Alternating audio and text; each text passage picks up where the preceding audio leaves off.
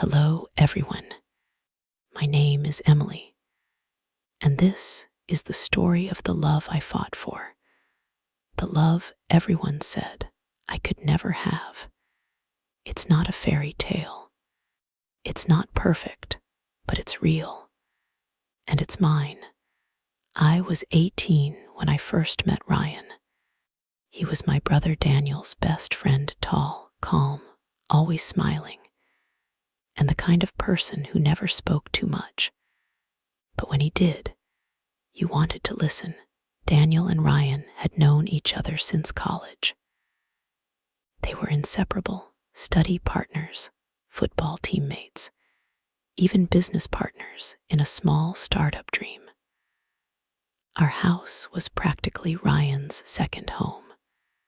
At first, he was just my brother's friend, someone I saw around the house, someone who'd greet me with a polite smile while I served them tea or snacks.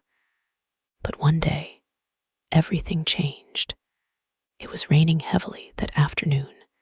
Daniel had gone out to pick up some equipment, and Ryan stayed back at our house, helping me move some boxes into the storeroom. I slipped on the wet floor, and before I could hit the ground, he caught me for a moment. Everything went silent, except the rain outside and my heartbeat that refused to slow down. His hand was still on my arm. His eyes met mine, warm, kind, and just a little surprised. And in that small moment, something inside me shifted. It wasn't love at first sight, but it was the beginning of something I couldn't ignore. After that day, I started noticing him more. How he laughed at Daniel's jokes, how he always helped Mom carry the groceries, how he quietly fixed the broken gate without being asked. Ryan wasn't loud or flashy like other guys. He had this quiet strength, a kind of gentleness that made you feel safe around him. And slowly, my heart began to fall. But I knew it was wrong, or at least complicated. He was my brother's best friend. And if there was one thing Daniel was protective about, it was me, so I kept my feelings hidden. Every time Ryan came over, I pretended I was busy. I smiled, said hello, and left before my heart could betray me. But sometimes, I'd catch him looking at me too, not in a way that crossed any line, but just enough to make me wonder if maybe he felt it too. It happened one evening, almost by accident. Daniel and Ryan had just returned from work, and I was serving dinner. When Daniel got a call and left the table, Ryan looked at me and said softly, "Emily, can I tell you something?" My heart stopped. "I've been trying not to feel this way," he said, "but I can't pretend anymore. I like you." For a moment, I couldn't breathe all the nights I had dreamed of hearing those words, and now they were real. I whispered, "I like you too." He smiled, that shy smile I loved, and said, "I know Daniel would never approve, but I don't want to lie to him either. You mean too much to me for that." I nodded, knowing that the hardest part hadn't even begun. A week later, we told Daniel. He was furious. I had never seen him that angry before. "Emily, are you out of your mind?" he shouted. "Ryan, you're my best friend." "How could you even think?" Ryan tried to speak. "Daniel, I love her." I didn't plan this, but Daniel cut him off. "Love, don't use that word with me. You're like a brother to me, and she's my sister. This can't happen, ever." Just like that, he walked away. Ryan stood there in silence, his face pale. I wanted to run after my brother to explain, to make him see that our love wasn't wrong. But deep down, I knew Daniel's heart. And once he made up his mind, changing it would take more than words. That night, I cried until my pillow was wet. I wasn't crying because my brother was angry. I was crying because, for the first time, love had found me, and it was being taken away before it even began. After that night, Ryan stopped coming over. Daniel wouldn't even mention his name. Our house felt emptier, like a piece of it was missing. I tried focusing on college, on my friends, on anything that would keep me from missing him. But it didn't work. Every time my phone buzzed, I hoped it was him. Every time I passed by the cafe we used to visit, my heart ached. Weeks turned into months. Then one evening, I got a message. I still think about you, but I promised Daniel I'd stay away.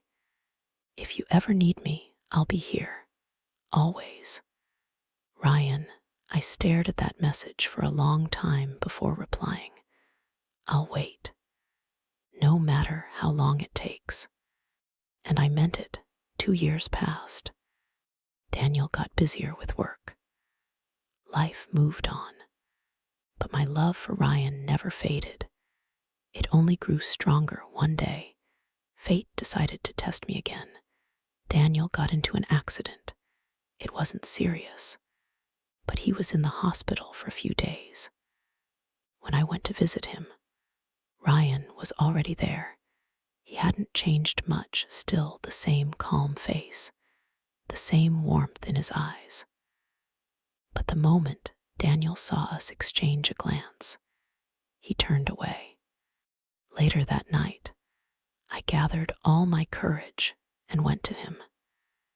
Daniel, I said softly, you've always protected me. You've always wanted the best for me. But don't I deserve to choose what makes me happy? He didn't answer. I love him, Daniel, I continued, tears in my eyes. He never disrespected you, never hurt me. All he did was love me quietly, even when it meant losing you. Doesn't that say something? For a moment, I thought he'd yell again. But instead, he closed his eyes and whispered, Emily, I just don't want to lose both of you. That was the moment I saw my brother's fear, not anger. He wasn't against our love because he hated it. He was scared that if things went wrong, he'd lose his best friend and his sister at once. I reached out and held his hand. You won't lose us. You'll just see us happier. For the first time, he didn't pull his hand away. It took time, a lot of time. Daniel didn't say yes immediately, but he started talking to Ryan again, slowly, carefully. They began rebuilding their friendship, one awkward conversation at a time. And one evening, while we were all having dinner together, Daniel looked up and said, So, when's the big day? I froze. Ryan looked just as shocked. Are you serious? I asked, almost whispering. Daniel smiled a little. I still think it's weird, but if he's the one who makes you happy, then I guess I'll have to get used to it. That night, I hugged my brother like I hadn't in years. And in that moment, I knew love had won. The day I married Ryan was the happiest day of my life. It wasn't a grand ceremony, just close friends and family in a small garden filled with lights and laughter. When I walked down the aisle, my eyes found Daniel's. He wasn't crying, but his smile said everything. When Ryan took my hand and said, I'll love you in every lifetime, I knew the struggle, the tears, the waiting. It had all been worth it, because sometimes love isn't about finding the easiest path. It's about choosing the one that's worth fighting for. It's been 3 years since our wedding now. Ryan and Daniel run their business together. And every time I see them laughing, I feel grateful. Love didn't just give me a husband. It gave my brother back his friend, and it gave our family a new kind of strength. I often think back to that rainy day when I slipped and fell, and Ryan caught me. Who would have thought that moment would change everything? Sometimes life brings people into your world for reasons you don't understand right away. But when it's real, when it's meant to be, even time, distance, and fear can't stop it. If you're listening to this story right now, and you're in love with someone you're told you can't have, I want you to remember this. Love isn't about breaking rules.